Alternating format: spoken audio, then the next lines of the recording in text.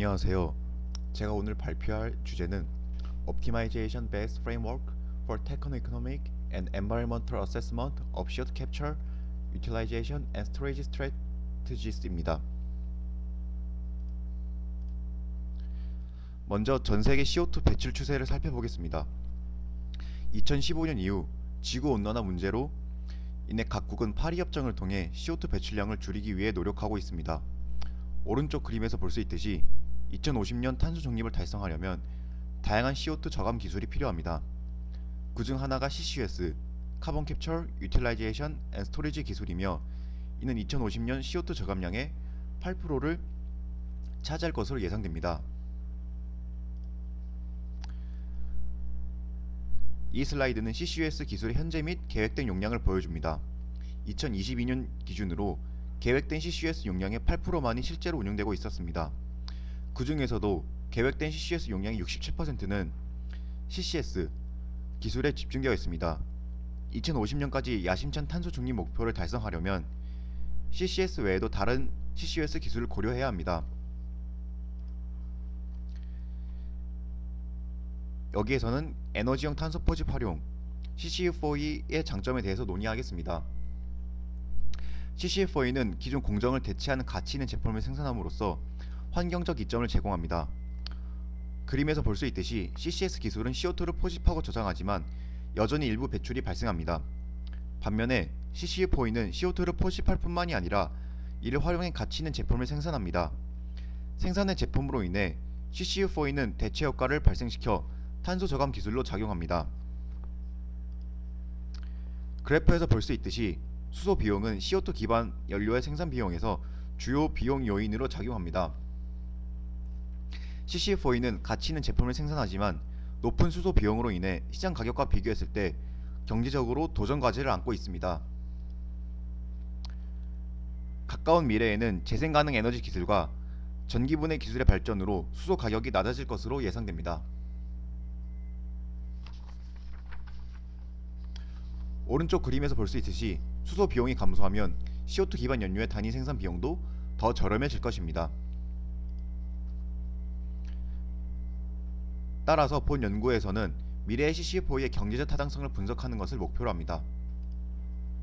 다음은 본 연구의 개요입니다. 먼저 CCU4E와 관련된 데이터를 조사합니다. 다음으로 CCU4E의 현재 상태와 과제를 이해하기 위해 예비 분석을 수행합니다. 그 후 CCU4E 구현의 주요 장애 요인을 식별하며 기술적 및 전략적 문제에 중점을 둡니다. 마지막으로 최적화 모델을 사용하여 CCU4E의 최적 전략을 도출합니다. 저희는 액체 연료를 생산하기 위한 70가지 경로를 포함하는 CCU4E 초구 슈퍼스트럭처를 개발하였습니다. 이 슈퍼스트럭처는 여러 기술을 상호 연결하여 형성되었습니다. CCU 기술을 비교하기 위해 두 가지 평가 지표를 개발했습니다. 먼저 유닛프로핏과 유닛 CO2 리덕션입니다. 유닛프로핏은 CCS 기술의 이익과 처리된 CO2 양을 기준으로 계산됩니다. 유닛 CO2 리덕션은 CCS 기술의 CO2 저감량과 처리된 CO2 양을 기준으로 계산됩니다. 그 후 CCU4E의 70가지 경로를 아스펜 플러스를 사용해 공정 시뮬레이션을 수행했습니다. 그리고 추가적인 기술 경제적 및 환경적 평가를 위해 설계 및 비용 데이터를 확보했습니다. 다음 다른 CCS 기술의 유닛 프로핏을 계산했습니다. 또한 다른 CCUS 기술들의 유닛 CO2 리덕션을 계산했습니다. 원료 가용성 측면에서는 각국의 CO2 포집량과 수소 생산량을 추정했습니다. CO2 기반 연료 시장 고려하기 위해 시장 규모와 시장 가격을 추정했습니다. 개발된 지표 데이터를 사용하여 CCU4E와 다른 CCUS 기술에 대한 예비 분석을 수행했습니다. 일반적으로 CCU4E는 다른 CCS 기술보다 더 높은 단위의 CO2 저감량을 보입니다. 이런 높은 CO2 저감량은 에너지 제품을 생산함으로써 발생하는 대체 효과 때문입니다. 그러나 친환경적인 CCU4E 경로는 막대한 양의 수소를 필요로 합니다. 실제로 수소의 가용성과 비용은 국가마다 다릅니다. 이러한 수소 공급 및 가격의 변동성은 각국의 CCU4E 타당성과 최적 경로에 직접적인 영향을 미칩니다. 따라서 각국의 CCU4E 전략을 개발하고 구현할 때 이러한 요소를 고려하는 것이 매우 중요합니다. 이러한 과제를 해결하기 위해 우리는 Net Present Value (NPV를) 최대화하는 최적화 모델을 개발했습니다. 이 슬라이드는 CO2 활용 및 수소 소비에 대한 최적 전략의 최적화 결과를 보여줍니다. 결과적으로 중국은 2050년까지 16억 톤의 CO2 활용량으로 가장 높은 수치를 기록했습니다.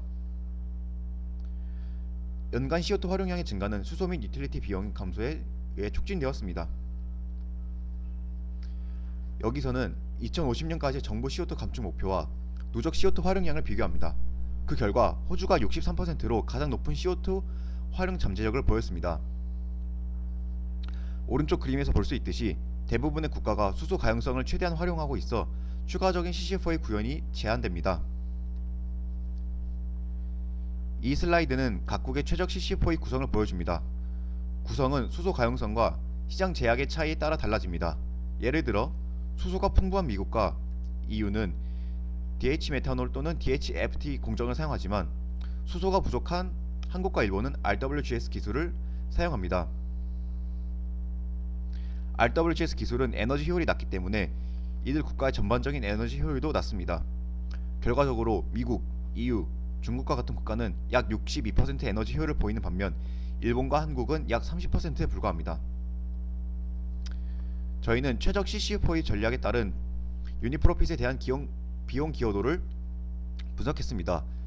유니프로핏은 가장 높은 국가는 중국으로 CO2당 0.03달러/kg의 유니프로핏을 기록했습니다.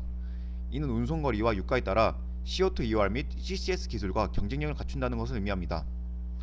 유니프로핏은 가장 낮은 국가는 한국으로 CO2당 마이너스 0.16달러/kg으로 나타났습니다. 이는 낮은 수소 가격성과 높은 수소 가격 때문입니다. 또한 그래프에서 볼 수 있듯이 수소 비용은 주요 비용 요인으로 각국의 유니프로핏에 큰 영향을 미칩니다.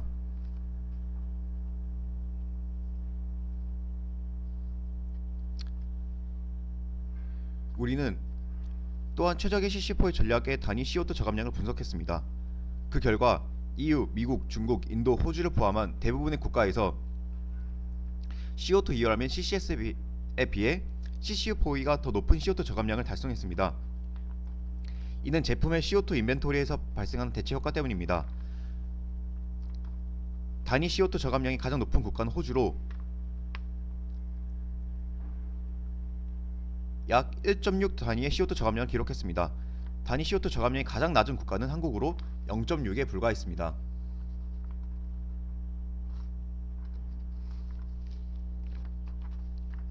요약하자면 저희는 유니프로핏과 유닛 CO2 리덕션을 기반으로 CCS 기술에 대한 예비 분석을 수행했습니다. 최적화 기반 프레임워크를 사용하여 각국의 시간에 따른 최적의 CCF4의 전략을 도출했습니다. 국가마다 차이는 있지만 호주와 EU와 같은 국가에서는 높은 CO2 활용 잠재력이 결정되었습니다. 수소 비용이 높거나 수소 가용성이 제한된 국가는 종종 비효율적인 CC4의 기술을 선택합니다. 이들 국가는 CC4의 전략을 효과적으로 촉진하기 위해 재정적 지원이나 탄소세 도입이 필요할 수 있습니다. 향후 연구에서는 수소 비용과 가용성이 최적의 CC4의 전략에 미친 영향을 분석하기 위해 민감도 분석을 수행할 예정입니다. 또한 경제적 측면과 환경적인 영향을 동시에 고려하는 다목적 최적화 모델을 개발할 계획입니다. 감사합니다.